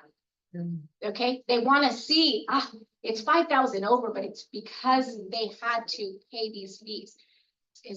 Yes. I mean, that's what. Yeah, but you're dealing with a short-term scenario because, again, we're all trying to navigate through this. Yeah. And the hard part is the government is not gonna work as quickly as us. Yeah. Just the way it is. It's always gonna be that way. But they know they have to do something They have because to. this could really hurt. It's a disadvantage to a It veteran. could They do not want and that. first-time home buyers. It's really gonna hurt first-time home buyers, because what did we say? It tips the scale. It's too much out of pocket. So we have to be able to roll that closing cost, our commissions or whatever it's gonna be, up a tad bit to offset the out-of-pocket expense for our potential buyers. When they turn in that appraisal, then they have to put down this house appraisals $5,000 over. Because the realtor's compensation, they have to do it legally. Yes. Because that's not the true value of the house. Yeah. Right, well, if you look at appraisals, right, it will say what the concessions were. Right. Yes, so now they're just gonna have another little section probably. Were commissions involved, So what they cannot do is create an unfair disadvantage to our VA and our first time home buyers or, so they have to find a way around things. I looked up, I went to the VA and also looked at it, and it says the Department of Veteran Affairs has announced a temporary policy update allowing veterans to pay real estate agents commission when purchasing a home. This changes effective August 10 of 2024, aiming to prevent VA buyers from being at a disadvantage with new real estate rules taken into effect this summer. Yeah. So that's kind of what that's their message. And for banks, we're not gonna change anything until the VA physically says it's time to change. So that's kind of why we are like, okay, well, right now we haven't had any, but because She just luckily, closed 4 days ago and on VA didn't affect, but yeah, yeah, it's coming. it's coming, but it's just it's kind of a workaround for now. Thank you, Aaron. I hope that helps. Yeah, that's good. Yay. Thanks, Aaron. If y'all want to meet Aaron, he said his office is right down the hall. Yeah, I'm here. Yeah, he's right there. Okay, thank you. All right, before I go past this short form, any questions about it? Any questions? I think I tried to make it as simplistic as possible on how we're gonna use it, so you don't have to worry about the rest of it. Yes, Susie. Say, the seller says, I'm gonna pay the buyer's agent 2%, and so you do the 6 and you do. Right. Yeah. And then the buyer's agent sends us a contract and they put on their 3%. And then the seller goes, you know what, let's just sell it. Since the listing agreement has 2%. We need to amend it. We need to amend it, yeah. Yeah. And they agree now to pay that extra. Right, and I don't want even, and because of how this all got started with sellers getting mad and stuff like that, you know, we're being very transparent about what the buyers are receiving. I think we need to be very transparent about what the sellers are paying as well. So if that percentage, if they do decide to pay more than what we initially had in our listing agreement, and we're gonna show that's gonna be a high probability too of this happening. I think you should amend the listing to change it to what they're saying. Because God forbid they close and then they have a conversation with somebody and they're like, wow, I paid more than what I agreed to. I'm gonna file a complaint. They took advantage of me. Then we come back and we have this amendment say, here's the original listing agreement. That's right. But remember, when you got this offer, you wanted to take it and we amended it for you to pay more. Yes. There's no requirement, but I think like it should be a requirement. If you are a listing agent, you absolutely should have your sellers signing off on that sheet. Yes, I do too. Yeah, Every single time there is a change, you want a price reduction, you're assuming the amendment, and I'm assuming the new, that sheet. that sheet. Yep. Everybody understand that? I feel like you say that and then there's a lot of time don't work. If that's a class we need to teach, we need to know. Yeah. Everybody else. Who doesn't know what a net sheet is? Okay, that's good. 2 or 3, 4 people, 5. Okay, no, that's good. That means we need to train it. Yeah, but if we don't know. Yeah, we need to, now we know, so we need to train more on that, so you guys can become proficient in it. I don't understand how you can take 5 offers to a seller with no net sheet, and you're like, hey, here's 5 offers, and how do they know how much they're gonna walk away with? Because if let's say I have 3 offers, I'll make it simple. Say I have 3 offers. My list price is at 400. I have an offer for 390, an offer for 400, and an offer for 410.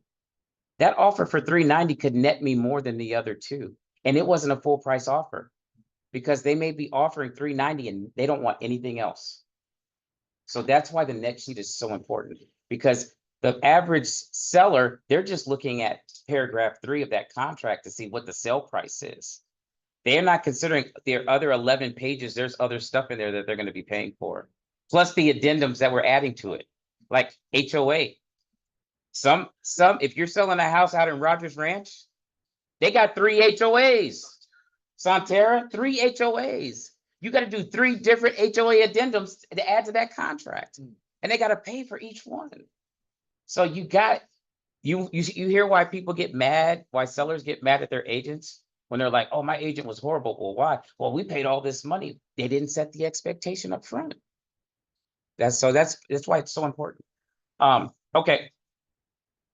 Amendment to your buyer tenant representation agreement. I think we talked about that, right?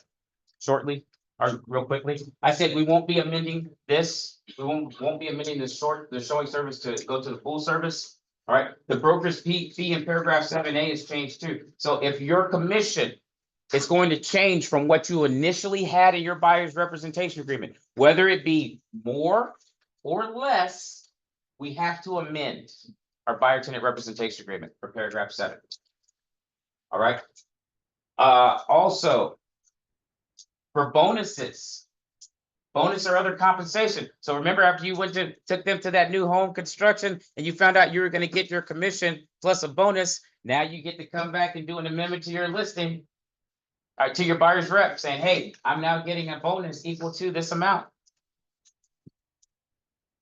Joe, I don't like how that subparagraph B is written, because what it shows there is an agent, equal to the amount of blank dollars.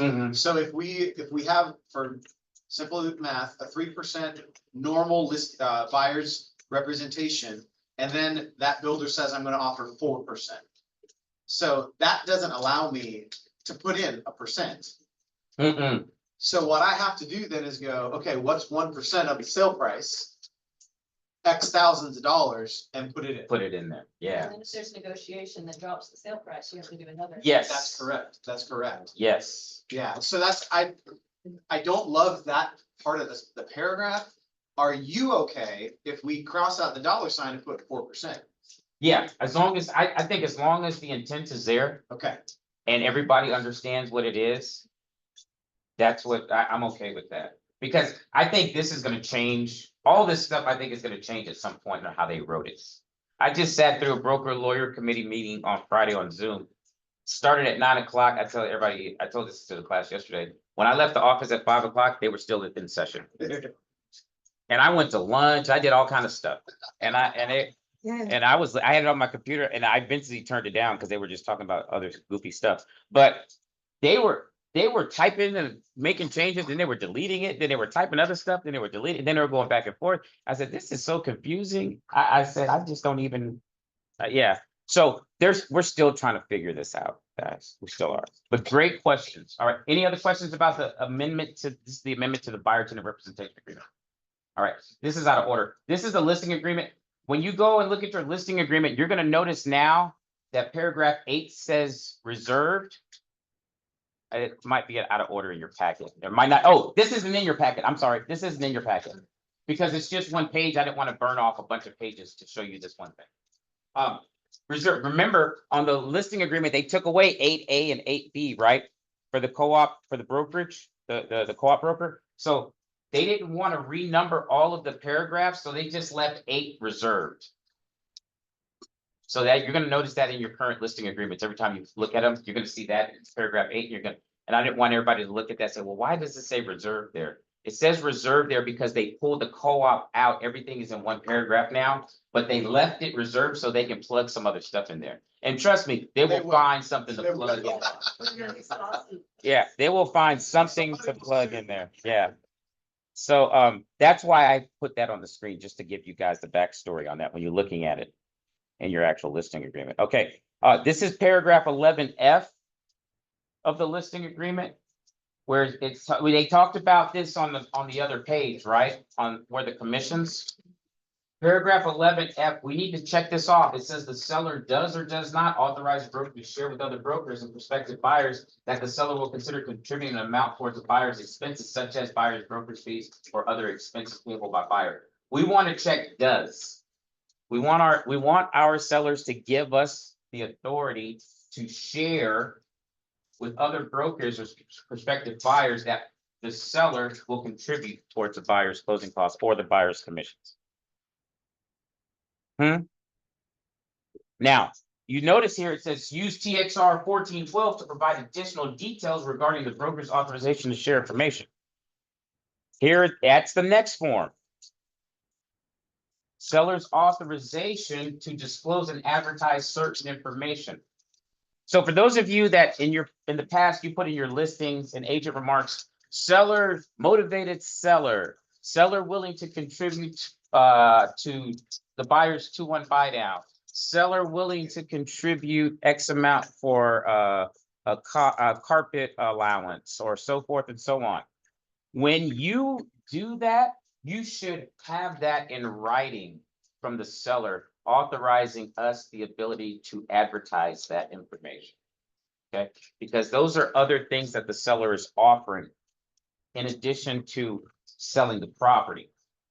Looking at paragraph A, it says the seller authorizes broker to disclose to other brokers, prospective buyers that the seller will consider contributing an amount up to. Now, who's gonna know what that's gonna be? You could, I would take this to the listing and I would ask them, based on the net sheet and your CMA, because remember, your CMA is gonna show concessions. And then you're gonna see a trend. And so if I'm sitting down with my seller, I would say, Jay, if you notice on the CMA, the majority of the sellers that have sold in your neighborhood have given buyers seller concessions that range anywhere between this and this. Would you consider contributing something towards a buyer's closing cost if they asked? And if he tells me yes, now I'm gonna ask him, do you have an amount that you feel comfortable with? He says, maybe $3,000. So at that point, I'll put $3,000 here. So now I know that he's willing to give $3,000 for seller concessions. Now, will I advertise that? Probably not. But at least I know that I've got that authority to go forward with that. I think two things that just popped into my head really quick. Number one is this has nothing to do with commissions. No. So keep Good that to know. straight. I thought that's what. Nothing to do with commissions whatsoever. Secondly, I was processing this as you were saying, because I was thinking through this differently. The way that I was thinking through it, and tell me if I'm on the right track. Mhm.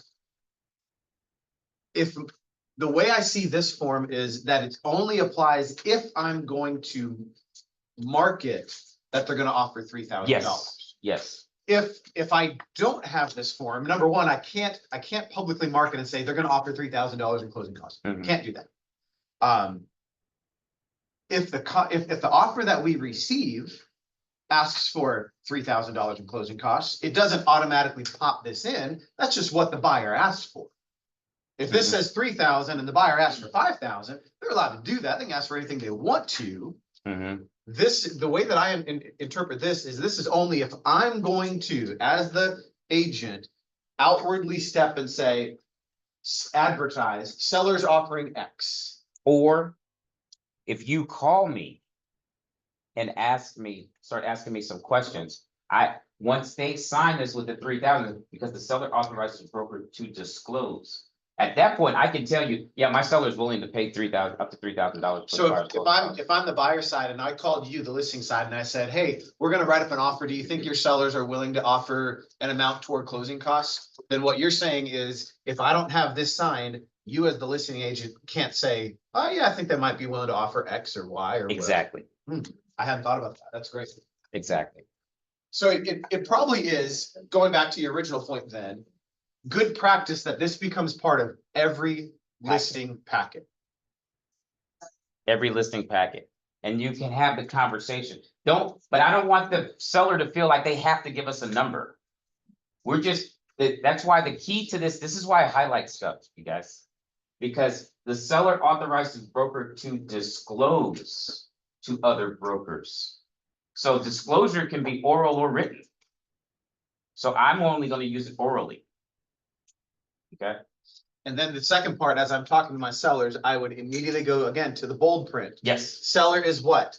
not obligated. Not obligated to pay this amount or any amount. Mhm. That's immediately, I'm just going, hey, this just gives me authority to say, yeah, we might be able to offer up to blank, but you are not obligated. You already have the listing, and then, you know, we've already made price changes, and then we decide, hey, that's all compensation. You don't do them, this is what we do, you don't have to amend anything else. Just do this. You may have to amend your listing agreement if you checked does not Yeah, in 11F. yeah. Put this in your listing packet. You might be able, I'm sending this over. Is this on the checklist now? I thought you just did it. Oh, I thought we just did a listing last night. I thought Christy may have added this on the checklist in command. It I may thought- eventually just become part of Part the of it. listing. I think We it, did download the KWC template. The and template? this was already in there. Okay, so this is in there. On the chart. Oh, okay, yeah, and this is just good to have, because you never know when you're gonna use it. And so basically what this is coming from, remember, we used to take a lot of, we used to kind of take control of the listing, didn't we? We would say, hey, this is our seller's willing to do this, our seller's willing to do that, or my seller will contribute something towards your buyer's closing costs, just send us an offer. Well, we can't say any of that stuff. We shouldn't have been saying it to begin with. So now there's a form, they're saying, hey, listen, if you're gonna say that, your client better have given you permission to say that. Okay, and then the last paragraph, when I look at, the seller authorized broker at broker's discretion to disclose and advertise the following information concerning the property to a prospective buyer and other brokers. For example, insert information regarding the seller's reasons for placing the property on the market, any conditions of sale, or phrases such as terms are negotiable or bring all offers. So if you're gonna use any of those trigger terms, seller, motivated seller, bring all offers, whatever's negotiable, make sure you put something in here.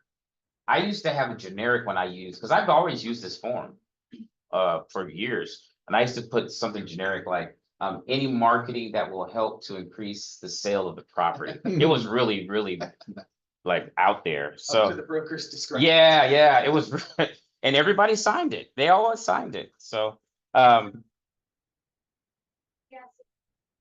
Like, market, refrigerator, washer, dryer. extinguisher. yes, that's put it in there. Appliances, because I want us to be protected. I don't want somebody to ever come back and say, why did you do X? Without us being able to say, because you gave us permission to, in writing. Everybody got, it just makes it simple. Whatever they want, whatever they tell us to do, let's get it annotated and signed off. Because I don't want somebody saying, well, your agent just said, did so-and-so and did so-and-so. And then I go to the file and I pull it up and I say, oh, no, we didn't. We didn't do it the way you said we did it. We did it the right way. Well, no repairs, because now I'm gonna give you the refrigerator, washer, and dryer. They could. Well, they're gonna, well, don't, that's let them feel like they're negotiating to a certain extent. Oh, did you want to? Nelly just said, I don't think you can type in there. I'm wondering. Oh, this Well, is a PDF. No, but I think, oh, sorry. Oh, When- oh, you No, can't type? it has the semicolons on there, so it might, but I remember looking at it yesterday and I wasn't sure if you could type in there. But it has Oh, the I have to check. There's a colon there at the end, so you might be able to. I was gonna look it up right now just to make Okay. sure. Oh, we just have to add I'll a tell you in a text. minute. Yeah, Add a text box and budget. okay. Thanks, Nelly. He's gonna do one more form and y'all may not have it, so if y'all. Oh, yeah, this is last one. Addendum regarding property, sorry. Broker regarding fees. broker- It's the last page. All right, this is our last one. Okay. So if you've looked at the Texas Realtors videos by the attorneys, how many people here have seen that video? Handful? Okay. You probably don't recall hearing this, but it was said in that video. When they got to this form, the male, there was two attorneys, there was a male and a female. The male attorney is the one who said that you could potentially have multiple addendums regarding brokers' fees signed. Okay, so let's say that I get 3 offers. 3 of my Harrison. Sorry, hold on, guys. Good thing we got it covered. Yeah, All good. it's my kid, so I'll take blame for that. So let's say that I'm the listing agent and I get 3 offers. 3 agents right here. I get offer. Each offer has this addendum attached to it. Okay. I know what my seller is doing, whether my seller is going to pay a commission or not based on my listing agreement, right? So let's say my listing agreement has that my seller will contribute 3% to the selling broker. Well, I get 3 offers with 3 of these addendums. one's at 3%, one's at 2.5%, and say one's at 4%. We can negotiate these before we negotiate the contract. And have this signed. Everybody sign it. So these three know how much they're gonna get paid before my seller accepts any of their offers. So what the attorney said in that video, and if you've seen it, you can go back and listen to it. He said that you can have multiple addendums regarding brokers' fees signed. I think the female said this, the lady said this. Because the seller only has to pay the commission to the procuring costs, meaning the seller's only gonna pay the agent whose offers they've accepted and we execute. Does that make sense? Okay. So clarifying, you said that we could fill this out on multiple offers because it's regarding specific property. Yeah. But the client will only sign one, the selected offer. No, well, yes. Well, no, the client will sign, buyers will sign all of these. So every time each buyer will sign it, and I think the seller will also sign it as well. But it's only attached. It's only attached to the contract that's accepted. Does that make sense? So, Joe, if I'm gonna submit a contract, then I put this with my contract Mhm. and put whatever percentage they told me, and then you as the listing agent and the seller will look at this, and if you Yes. choose mine, then this is the one that your seller is gonna sign. I think they should sign all of them. So what Okay. I would take the three offers, I would remove this addendum. And then I would sit down with the seller and say, these are what they want. And then the seller can either sign it, yeah, I'm good with that, or counter it, I'm not paying them that.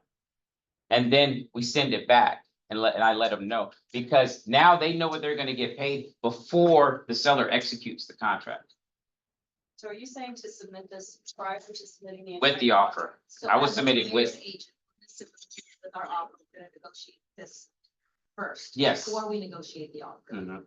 And if we're on the listing side, we're gonna negotiate this with the buyer's agent. All three. And the seller.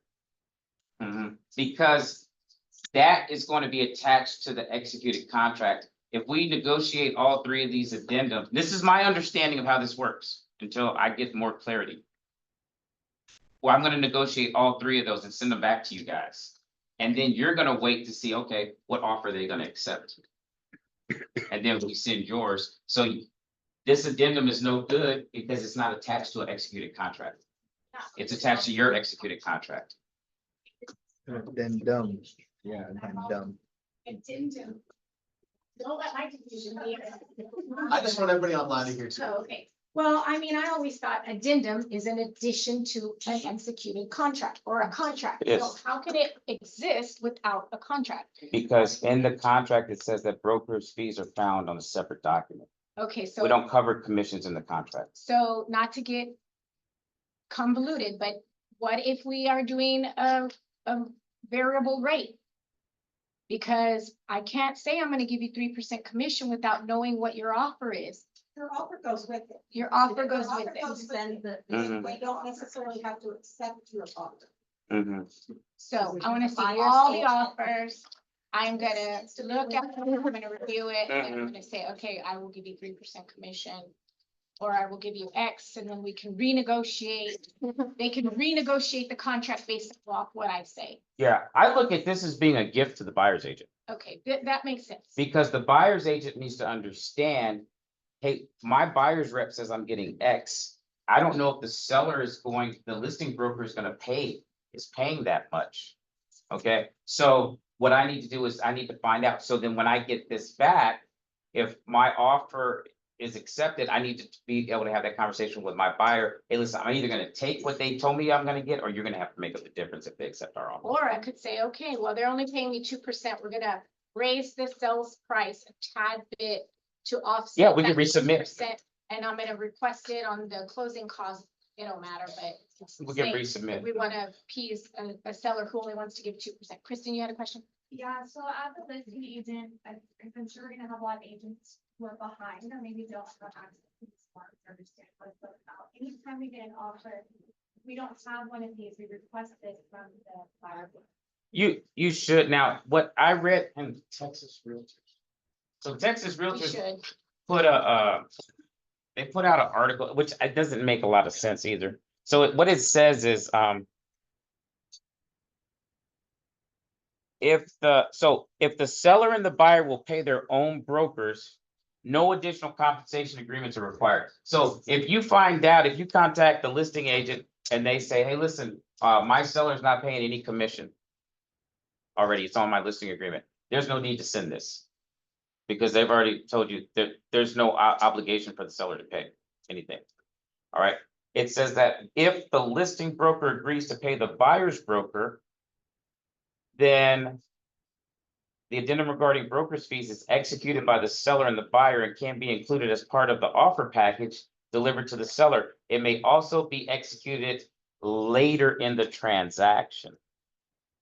All right, and it goes on to say that insert comment. Okay, note that paragraph D1 serves as the same function as the compensation disclosure located at the bottom of page 10 of the 1 to 4 family contract, the ratification fee. They're saying this is equivalent to the ratification fee that we're already accustomed to at the bottom of our 1 to 4 family contract, right? Where you put your commission. So that goes away and this form becomes. Yeah, so what this does, it notifies the title company Right. of the broker to broker compensation agreement. If the only fee the buyer's broker receives is from the listing broker, you can insert the amount on page 10 of the sales contract and it would not,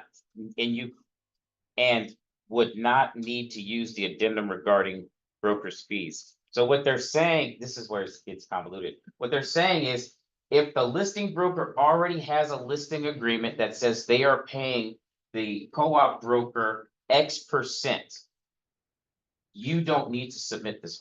The only way you know is to call. To call the listing broker. Well, then we had an escrow officer in here last week and I said, hey, how are y'all doing this? And she said, I don't know. So nobody knows. Nobody knows.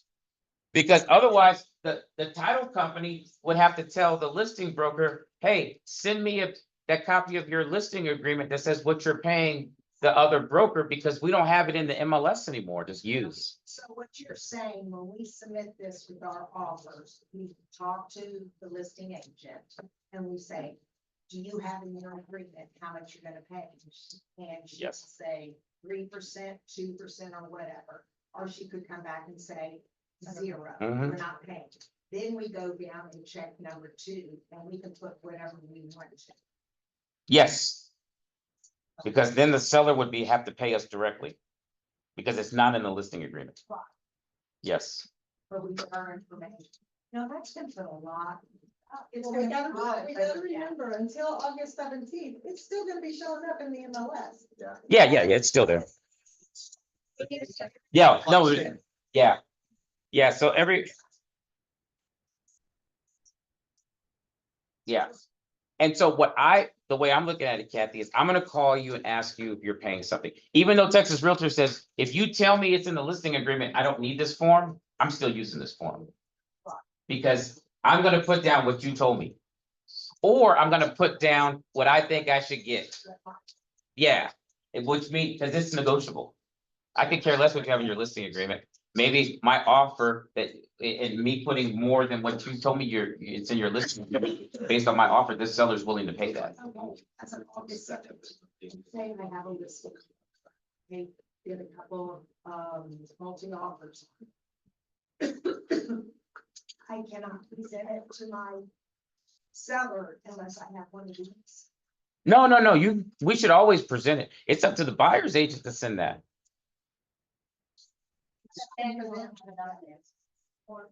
Yeah, it's more for the buyer's agent. Well, Yeah. but we as listing agents want to see it also, because we need to know what they're asking for. If they're asking for anything. If they're asking, but. Yeah, I mean, by you asking, are you saying, hey, listen, we want to compensate you, or are you gonna let them, is it based on what their skill set is to work on their best for themselves and their client's best interest. I don't try to set anybody up for failure, but I'm not gonna teach an agent on the other side how to work a transaction. The only thing I'm gonna do is I'm gonna help that agent to move this transaction along. But it's not my job to train them and say, hey, did you make sure all your forms are correct and filled out right? But isn't it your job as a listing agent to make sure this transaction or this home is closed? That's what I said. Yeah, my job is to move the transaction along so we close. If they screw up their side of the commission, Yeah, I'm not, yeah. Our 1-to-4 contract where our commissions are already stated, that's gonna go away. It's supposed to. but right now it's. It's not. It hasn't yet. So it's supposed to in the future, not Yes. not August. No, 17th. not August 17th. So we could still put 3% commission. Yeah, you can still put it in there. 3% Mhm. commission. Yeah, so if Carla's the listing agent and I'm the buyer's agent and I call her, I say, hey, Carla, I'm gonna send an offer on your property. Is your seller paying any commission? And she says, yes, they're paying X. On the ratification page, I can still put that on there. Because remember, these guys said in here, they said that if D1 is function, it says, note, paragraph D1 serves the same function as the compensation disclosure located at the bottom of page 10 of the 1-to-4 family residential contract. It notifies the title company that the broker-to-broker compensation agreement. If the only fee the buyer's broker receives is from the listing broker, you can insert that amount on page 10 of the sales contract. And you wouldn't need to use the addendum regarding broker's fees. I don't know how title is gonna look at this. That's why I was saying to go ahead and do both. The addendum to add it along with after the 17th of August. Yeah, after, not right now, after the 17th of August. All right, In that, we're done. Oh, no, go ahead. Oh, he was saying break and I'm like, yeah, we're breaking for good. in that article that you read, it said that could be, they could be executed later. Yes, and it can be executed later. Oh, the other key thing to this, look. This addendum should not be used with the farm and ranch contract. Because this basically is making your ratification page on 1-to-4 equivalent to the farm and ranch. Hey, before you go, before you jump offline, a couple quick things. Number one, don't take the fat highlighters. with you. Please leave our highlight. Number two, how many of you 100% understood every single thing that was said today? Don't raise your hand. That means you need to come back. Also, text somebody else that's not in the room. They need to come back too.